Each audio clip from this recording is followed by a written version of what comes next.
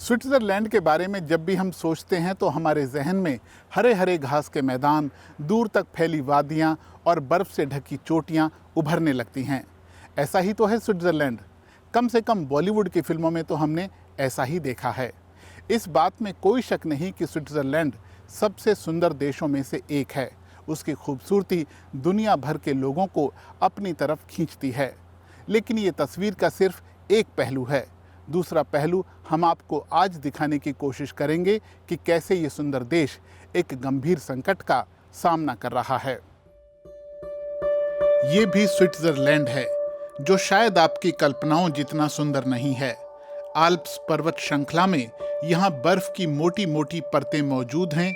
इनमें बहुत सी परतें सैकड़ों या हजारों साल पुरानी हो सकती हैं। दोनों ध्रुवों के अलावा पृथ्वी के बहुत से पर्वतों में लंबे समय से जमी ऐसी बर्फ मौजूद है जिसे ग्लेशियर कहते हैं। इस धरती पर जितना भी ताजा पानी है, उसमें से 3/4 पानी ग्लेशियरों के रूप में मौजूद है। लेकिन चिंता की बात यह है कि दुनिया भर में ग्लेशियर तेजी से पिघल रहे हैं। स्विट्जरलैंड के ग्लेशियर तो 1931 के बाद से अब तक सिर्फ आधे रह गए हैं। 2000 के दशक से स्विस रिसर्चर ग्लेशियरों पर करीब से निगाह रख रहे हैं। उनका कहना है कि आल्प्स पर्वतों और दूसरी जगहों पर ग्लेशियर तेजी से पिघल रहे हैं और इसकी बड़ी वजह जलवायु परिवर्तन है। ग्लेशियरों का पिघला हुआ पानी लाखों साल से इस धरती पर रहने वालों की प्यास बुझाता रहा है, हमारी फसलों को सींचता रहा है। लेकिन अब जिस तेजी से ग्लेशियर पिघल रहे हैं वो बेहद चिंताजनक है। इससे हमारे इकोसिस्टम का संतुलन गड़बड़ा रहा है। जब तक ग्लेशियरों के रूप में बर्फ है तो उसमें मौजूद ताजा पानी भी सुरक्षित है। एक बार ये पानी पिघलकर समंदर में पहुंच जाएगा तो वहां खारा हो जाएगा और फिर किसी काम का नहीं रहेगा। इंसानी गतिविधियों से पृथ्वी का औसत तापमान बढ़ रहा है और इसका असर ग्लेशियरों पर पड़ रहा है। स्विस रिसर्चरों का कहना है कि उन्होंने 1931 की स्थितियों की तुलना 2000 के दशक से की और जाना कि ग्लेशियर कितनी तेजी से सिकुड़ते जा रहे हैं। ऐसा नहीं है कि पिछली सदी में ग्लेशियर लगातार सिकुड़ते ही गए हैं। जैसे कि 1920 और 1980 के दशक में ग्लेशियरों की मात्रा में वृद्धि भी देखने को मिली। हालांकि स्विस रिसर्चर कहते हैं कि वृद्धि की ये अवधियां ज्यादा लंबी नहीं रहीं। बहरहाल बीते सालों में जितनी तेजी से ग्लेशियर पिघल रहे हैं, उतनी तेजी से वो कभी नहीं पिघले। 1931 से 2016 के बीच स्विस ग्लेशियर पिघलकर आधे रह गए हैं। इसके बाद के 6 सालों में उनमें और 12% की कमी हो गई है। आज हमारे पास जो ग्लेशियर हैं, उनमें से ज़्यादातर हिमयुग में जमी विशाल बर्फ के अवशेष हैं। हिमयुग जो आज से 10,000 साल पहले ख़त्म हुआ। पृथ्वी के इतिहास में ठंडे युग भी आए हैं जब ग्लेशियर जमे, और गर्म युग भी जब ग्लेशियर पिघले।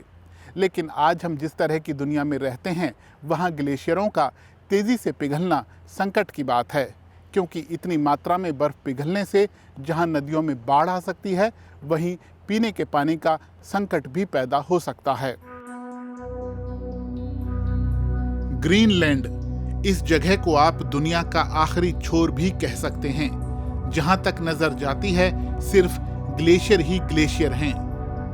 पश्चिमी तट पर डिस्को बे तक भी कुछ सैलानी पहुंच रहे हैं और वो इस अनोखी खूबसूरती का आनंद लेते हैं। ये जगह 2016 से यूनेस्को की विश्व विरासत सूची में है।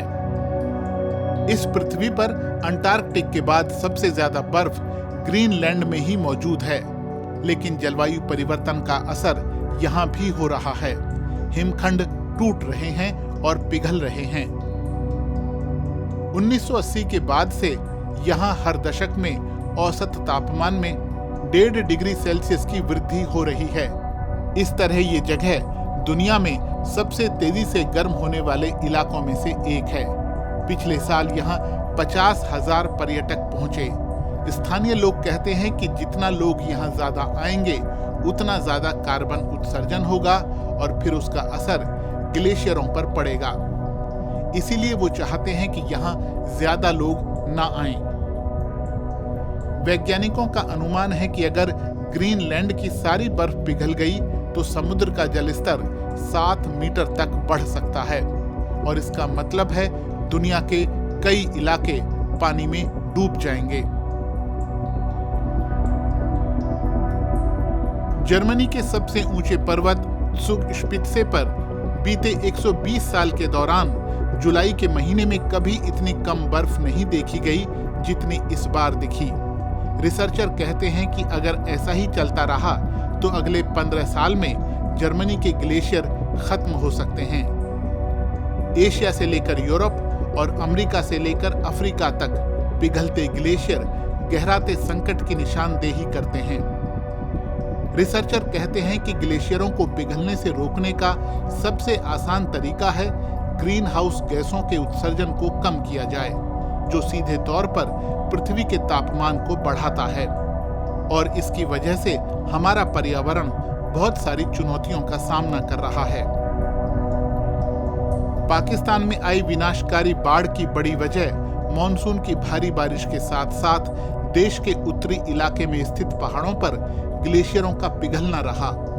इस बाढ़ ने 1200 से ज्यादा लोगों की जान ले ली और अरबों की संपत्ति और खेती तबाह कर डाली। पाकिस्तान की गिनती दुनिया के उन देशों में होती है जो जलवायु परिवर्तन की सबसे ज्यादा मार झेल रहे हैं। तबाही की ऐसी तस्वीरें रह रहकर दुनिया के अलग अलग हिस्सों से आती रहती हैं, लेकिन सवाल यही है कि इस तबाही की मूल वजह यानी जलवायु परिवर्तन से निपटने पर पर्याप्त ध्यान दिया जा रहा है या नहीं। पृथ्वी का तापमान यूं ही बढ़ता रहा तो ना हम अपनी जमीन को बंजर होने से बचा पाएंगे, न सूखे और अकाल से बच पाएंगे और न बाढ़ को टाल पाएंगे। और बढ़ते तापमान के बीच इस पृथ्वी पर मौजूद ग्लेशियरों को भी हम नहीं बचा पाएंगे और अगर हम उस बिंदु तक पहुंचते हैं तो वहां से हमारी सभ्यता का विनाश दूर नहीं होगा। ग्लेशियर ठंडे और पहाड़ी इलाकों में पाए जाते हैं, लेकिन मैदानी इलाकों में रहने वाले लोग भी उन पर आश्रित होते हैं क्योंकि वो पृथ्वी पर ताज़े पानी का सबसे बड़ा स्रोत हैं। उन्हीं का पिघला हुआ पानी नदियों के जरिए हम तक पहुंचता है। ग्लेशियर पिघलें लेकिन संतुलित मात्रा में, ताकि वो भी बने रहें और हमारे इकोसिस्टम का संतुलन भी। लेकिन अभी हो रहा है इसका उल्टा और इसकी वजह है जलवायु परिवर्तन, जिस पर रोक लगाने की ज़रूरत है। तो आज के वीडियो में बस इतना ही। वीडियो आपको कैसा लगा हमें ज़रूर बताइएगा। आपकी प्रतिक्रियाओं का हमें हमेशा इंतज़ार रहता है। वीडियो पसंद आया हो तो इसे शेयर कीजिए, लाइक कीजिए और दूसरे लोगों तक भी पहुंचाइए।